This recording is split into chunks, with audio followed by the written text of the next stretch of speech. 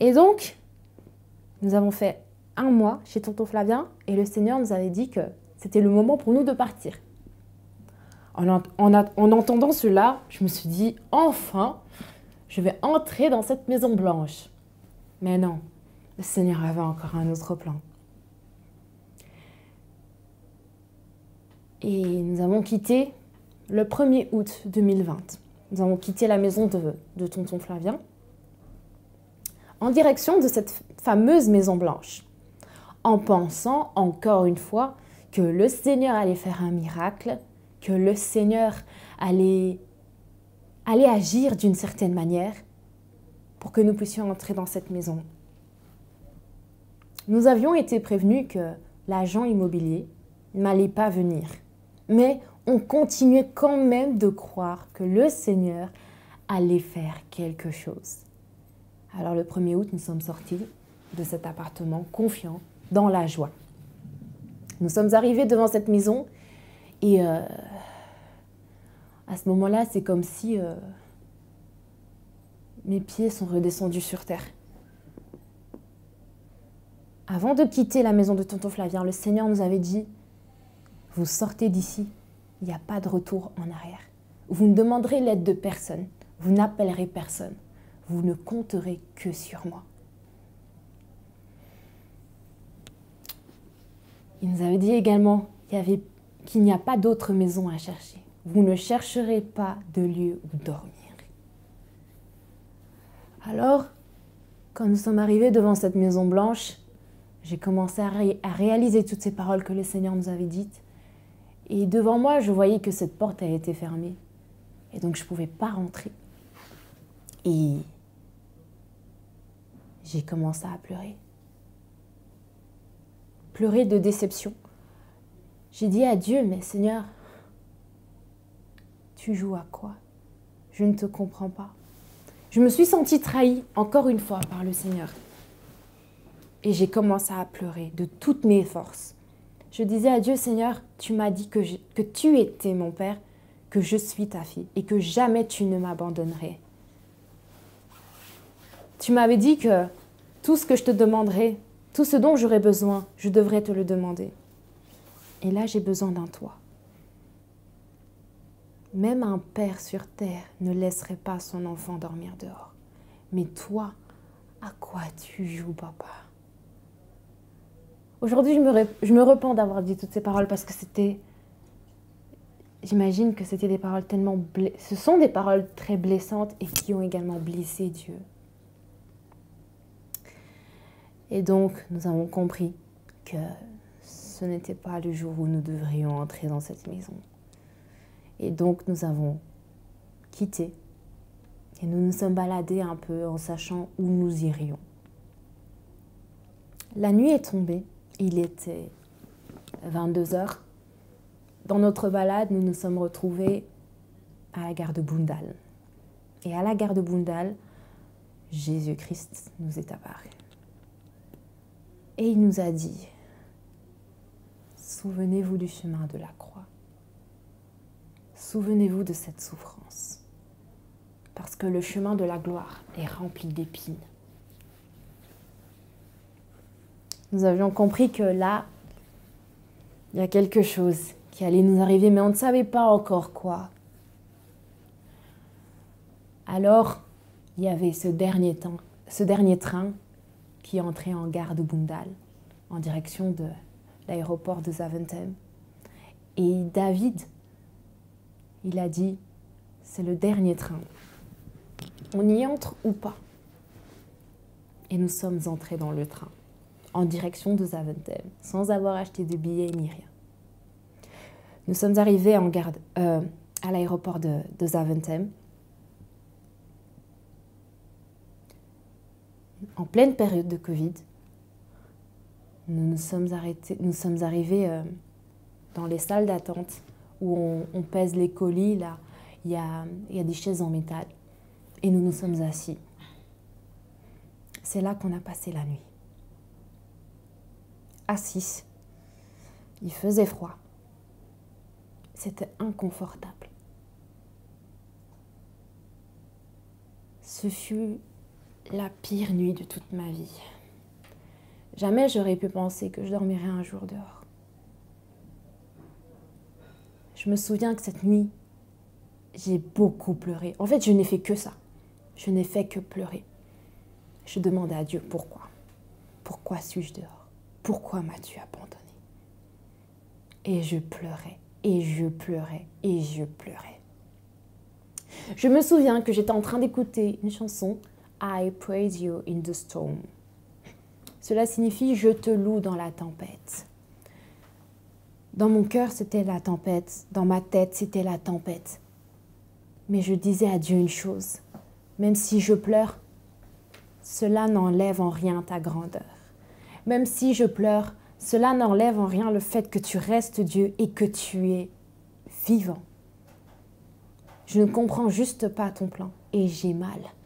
Mais je continuerai avec toi. Dans la douleur, je te loue. Dans les peines, je continuerai de dire que tu es le Dieu tout-puissant. Et c'est ce que je disais. Je voyais tous ces voyageurs qui venaient de descendre de l'avion et qui rentraient chez eux. Je les regardais et je me disais, mais vous savez où aller. Moi, je ne sais pas. Cette nuit-là, j'ai appris énormément de choses. Premièrement, le Seigneur m'a enseigné l'humilité. J'étais très orgueilleuse, très orgueilleuse, très orgueilleuse. Et le Seigneur m'a terrassée. Il m'a terrassée ce jour-là. Le Seigneur m'a également enseigné ce jour-là de donner de la valeur à ceux qui n'avaient rien, comme les sans-abri.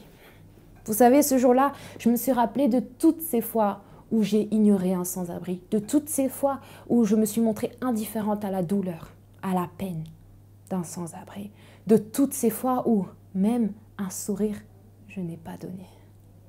Aujourd'hui, je me retrouvais exactement comme eux.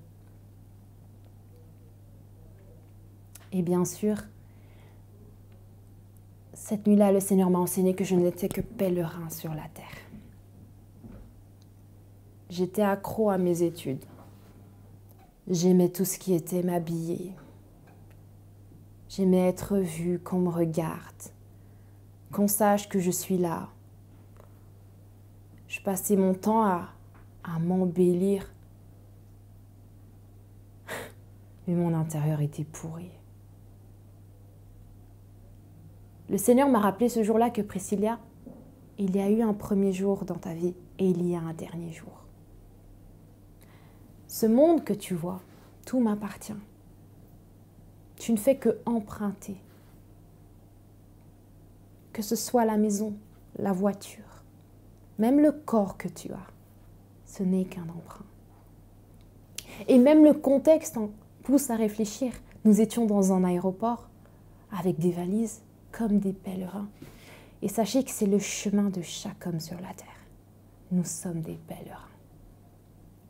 Nous avons nous avons passé la nuit à Zaventem et le matin est arrivé. Nous nous sommes dirigés vers la gare du Nord. Nous ne sachions toujours pas où aller. Et il était 5 heures du matin quand nous sommes arrivés à la gare du Nord. Et là, j'ai quand même pu trouver le sommeil. À mon réveil, c'était encore quelque chose de... Pour moi, en fait, c'était comme la goutte d'eau. Je me suis levée de là où j'étais assise et en fait, je vois une tache sur la chaise. Et en fait, je viens de voir que j'ai eu mes périodes. Et je me suis dit, mais c'est pas possible. Je suis dehors. Je ne sais pas comment je vais me changer. Je ne sais pas où me laver. Et pour moi, c'était comme la goutte d'eau et j'ai eu tellement mal parce que c'était des choses qui pour moi étaient comme acquises. Se laver, prendre une douche. Mais ce jour-là, je ne savais pas où prendre de douche. Après, nous avons quitté la gare du Nord et nous nous sommes retrouvés dans un parc. Et dans ce parc, Jésus-Christ nous est apparu pour nous fortifier et nous consoler. Et ce jour-là, il nous a dit, plus jamais vous dormirez dehors. C'était un enseignement que Dieu voulait que nous ayons pour nous briser. Parce que notre intérieur, il était moche.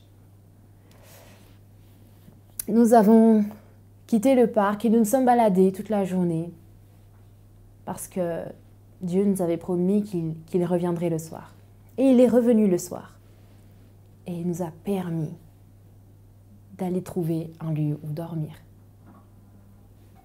Et c'est ainsi que nous sommes partis dans un hôtel pour dormir et pour nous reposer. Je me souviens quand je suis entrée dans cette chambre d'hôtel, quand je suis partie enfin pour me laver, j'ai dit « Seigneur, merci pour l'eau ». J'avais jamais su ce que c'était de ne pas avoir de l'eau dans sa vie. J'ai toujours eu accès et facilement à l'eau. Et ce jour-là, je disais merci à Dieu parce que je pouvais me laver. Et donc après, nous avons commencé cette vie d'hôtel. Et 2 jours après, le Seigneur, il est apparu et il nous a parlé. Et quand il est parti, je ne savais plus parler français. C'est encore quelque chose d'incroyable et d'extraordinaire et qui me montre encore la puissance et la grandeur de Dieu. Moi qui parle français depuis que je parle, parce que le français est ma langue maternelle, je ne savais plus dire un mot. Même pas oui, même pas je. En fait, le Seigneur avait confondu ma langue et je parlais une langue complètement étrangère. Je ne sais même pas ce que je disais. Et ça a duré 24 heures. Pendant 24 heures, je ne savais plus parler français. Et ce qui est encore drôle dans tout ça, c'est que quand le Seigneur, quand l'Esprit de Dieu parlait en moi, il parlait en français. Mais dès qu'il partait, moi, Priscilla, je ne savais plus parler français. Et le Seigneur avait dit que Priscilla retrouvera sa langue quand elle arrivera devant la Maison Blanche. Et donc, le lendemain, le Seigneur nous a encore envoyés vers la Maison Blanche. Il nous a dit de faire 7 fois le tour du quartier. Et donc, c'est ce que nous avions fait. Et la parole de Dieu s'est accomplie. Plus nous avancions vers cette maison, déjà quand nous étions dans les transports en commun, ma langue commençait petit à petit à se délier. Mais je ne parlais pas encore bien, je parlais comme un enfant en fait, comme un enfant d'1 an, 2 ans. Je n'arrivais plus à parler en fait. Et dès que je suis arrivée devant cette maison, toute ma langue, j'ai repris toute ma langue. Et là encore, j'ai compris une chose, c'est que je ne suis rien. Absolument rien.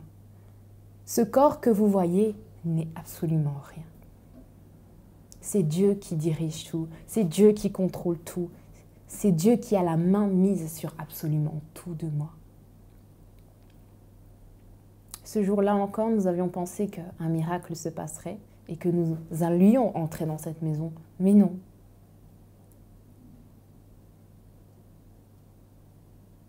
Et depuis ce jour-là, nous avons commencé à mener une vie d'hôtel après hôtel, hôtel après hôtel. Nous avons vécu dans 5 hôtels différents, toujours sous la demande de l'Éternel. Quand un lieu ne plaisait plus à Dieu, Dieu nous disait « Maintenant, il est temps de partir et de changer d'endroit. »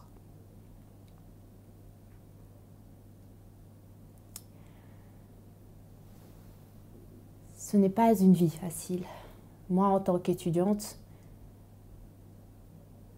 c'est très difficile parce que tu n'as nulle part où étudier. Vous partagez une pièce de moins de 20 mètres carrés à 6.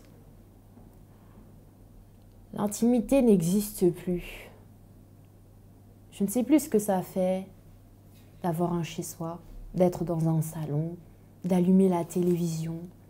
Je ne sais plus. Je ne sais plus ce que ça fait d'avoir une chambre parce que je ne l'ai plus.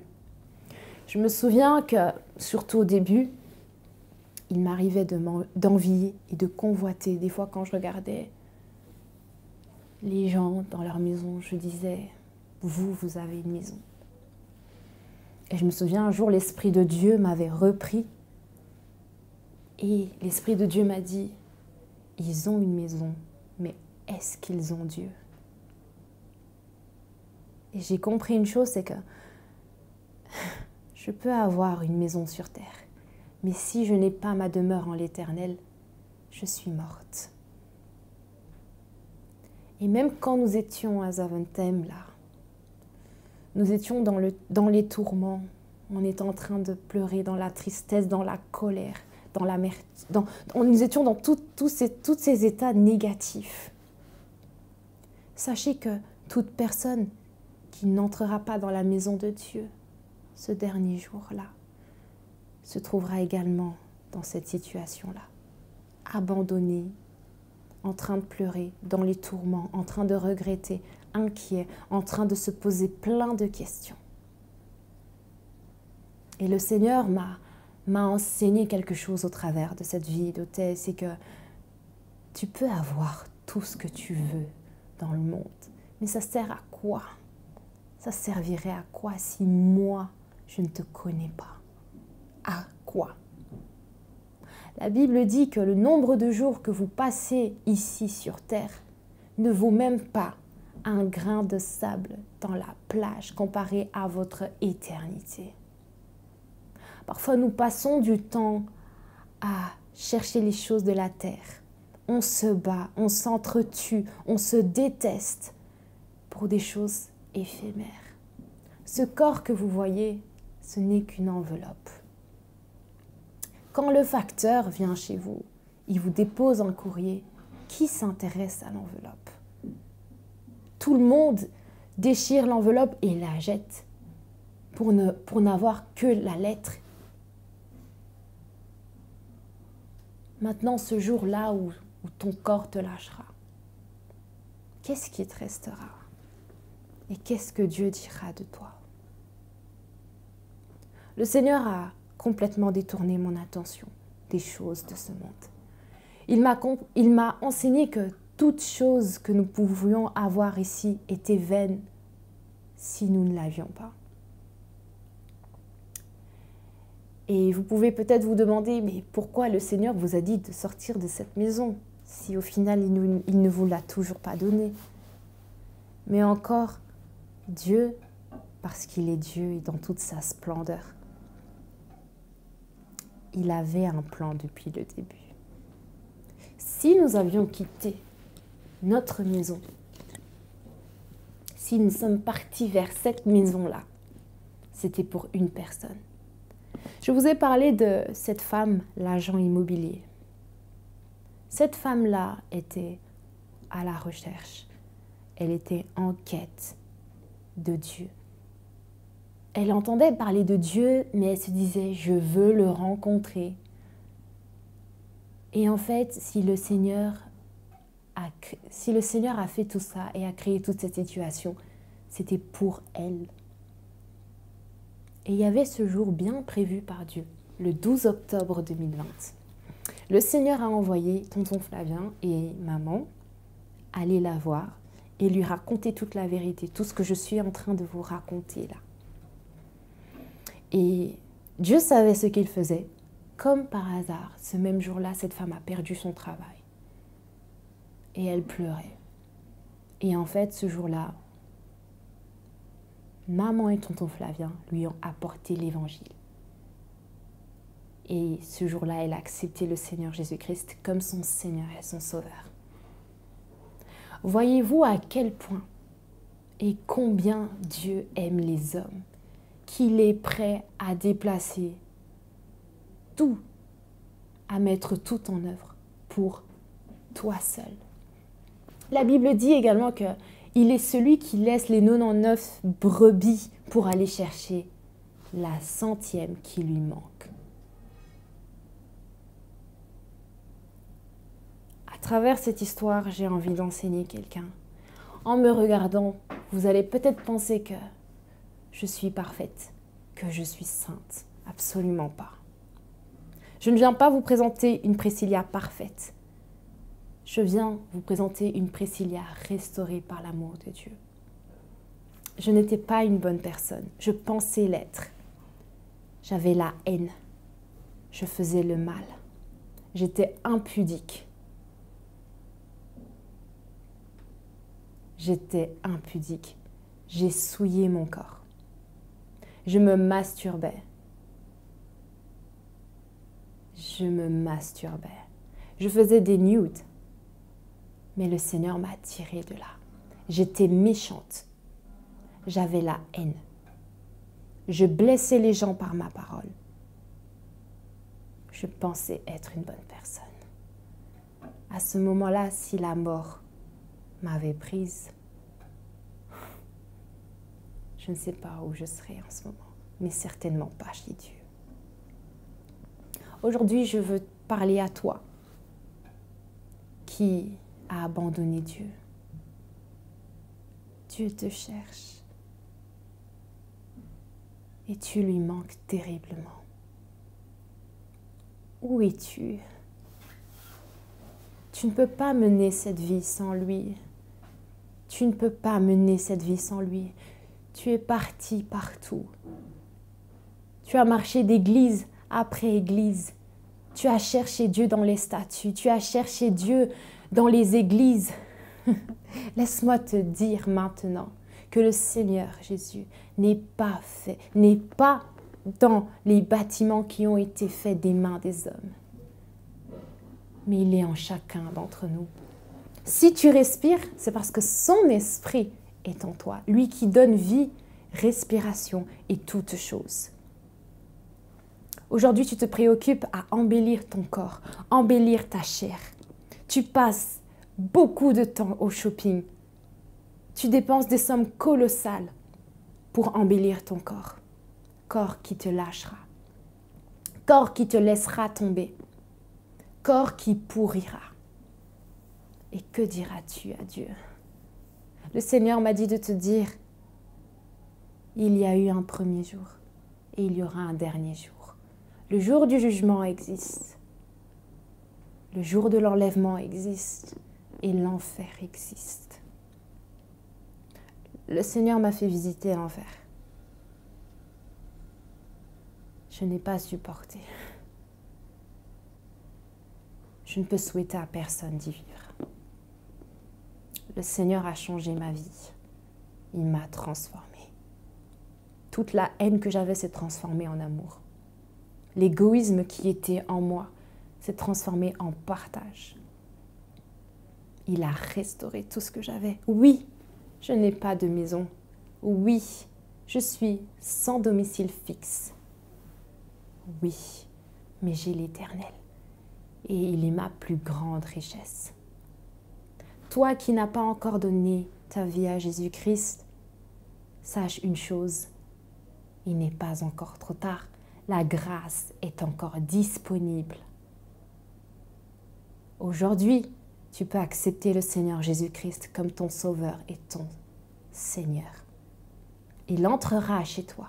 Tu t'es toujours plainte de manquer la paix, mais c'est normal. Tu as toujours laissé le prince de paix devant ta porte. Ouvre-lui ton cœur aujourd'hui et laisse-le entrer dans ta maison. Et tu verras, il te donnera la paix. Lui qui est la solution à tous nos problèmes.